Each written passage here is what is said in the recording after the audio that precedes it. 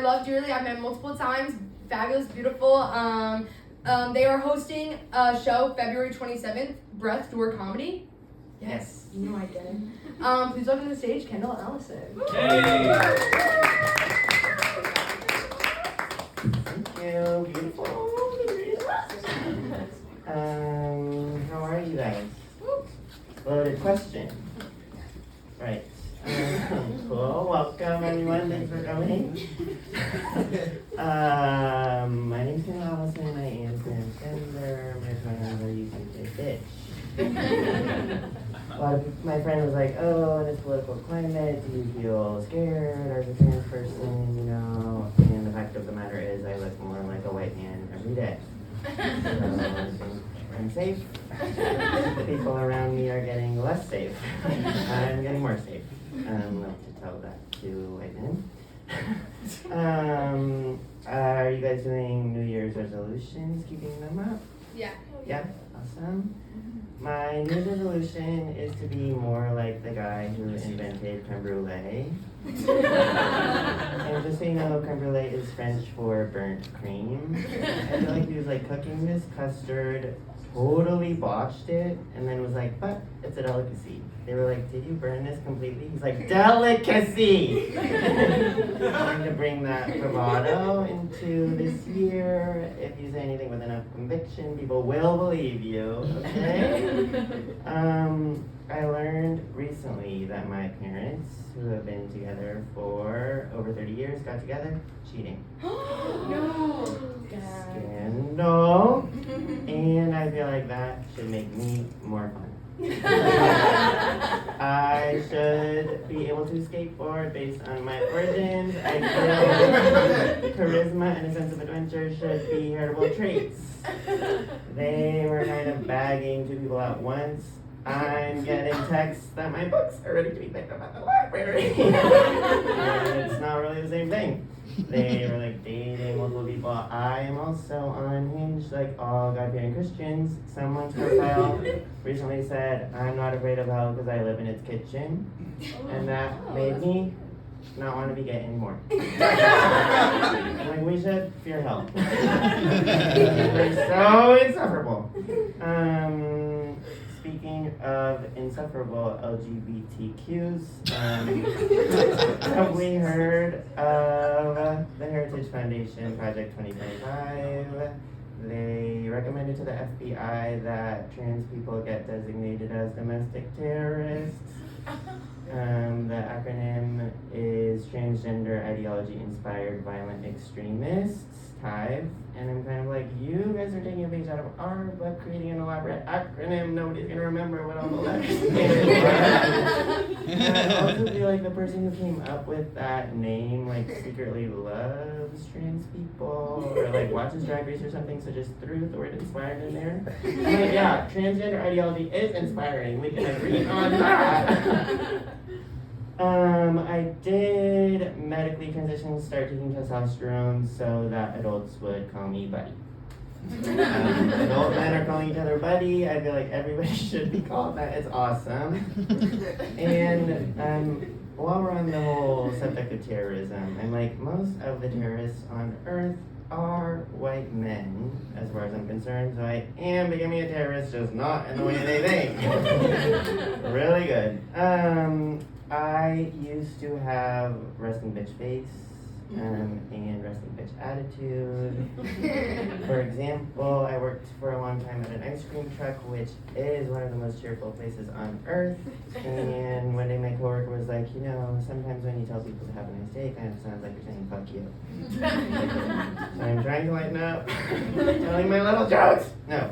And I don't have resting bitch face anymore, and it's not because my face has changed, it's not because my attitude has improved, it's because in public I'm a guy, okay? If guys are in public and looking upset, looking cross, we're like, whatever, that's fine. If women are upset in public, not smiling, it becomes a whole cultural phenomenon. Here's the thing. if a lady is cross, upset in public, she's gonna do a breathing technique, she's gonna phone a friend, she's gonna go to therapy, it's gonna be fine. If a guy is upset in public, Houston, we have a problem. Maybe it's gonna be fine, maybe he's gonna shoot up a church or a school, we don't know, okay? Resting bitch face is a red herring. Okay, glad we got that out of the way. That's my public service announcement. So the other thing that I wanted to say is that, we're like not really okay as a society. We know this, so sad. And it's not because of all the, like political collapse, ecological destruction happening. It's because I was in a bookstore buying a planner last month. Yep. And love to be organized. And one of the options for the planner was sarcastic. It was like, okay, here on this page, write all your goals for 2026. Not like you're gonna accomplish them. Or like write all the places where you want to go. Like not like you're gonna do it. I'm like, so many people had to sign off on that bitter ass, sarcastic ass planner. We don't need it. We don't need it. Okay, I'm the only one who's upset about that. Clearly. Yeah, but it is a freaky time to be alive. I think a lot about Chicken Little. Is great. He's a prophet. He said, the sky is falling, the sky is falling. Chicken Little, translated to our contemporary vernacular, would say, the vibes are off, the vibes are off. And every time I think that they can't get more off, they do. And like they're off collectively, but then they're also off for me personally. And like the vibes are off in my apartment right now. And I do live alone. So I'm not really sure what to do about that. The call is coming from inside of the house. I learned recently that the moon is getting further and further away from the earth each year by like a few inches or something. I don't know how I'm measuring that, but science, I guess. So the moon basically is backing away slowly from the earth, and that just feels mature. Like that's thing from the planet as a whole, it's like kind of rancid. You gotta get out of there. Not unlike the people need to get out of my apartment. It's awful. I realized that I needed to like take improving my vibes more seriously. Like you could call it bad vibes, you could call it crushing depression, doesn't really matter. But I was like, okay, like up the ante. So finally I was like, okay, I'm gonna try Zumba. People are really happy, I don't know. And at first I was kind of doing it ironically, now it is so sincere. This gay guy teaches my class, it's awesome. Dancing is really good for the mind, body, and spirit at once. And the experience is kind of like the gay guy stands at the front of the class and sprays a cocktail of dopamine and endorphins over everyone, and I walked out of there feeling restored and renewed. And would recommend.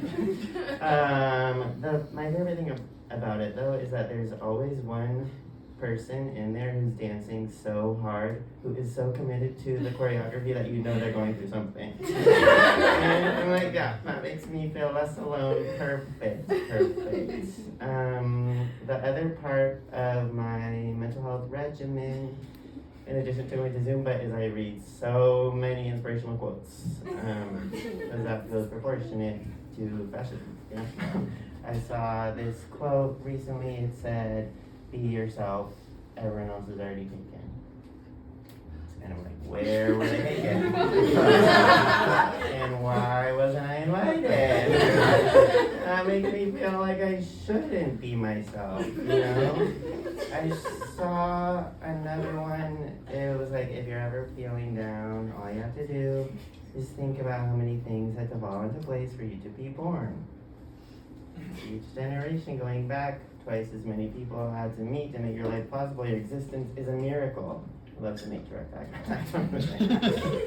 And all that tells me is that this so easily could have been avoided. I need to get a new kind of regimen of quotes. I started taking testosterone like a year and a half ago or something. And a couple months after I started, I decided to take an emotional intelligence quiz. And I did score below average. So it's working like a charm.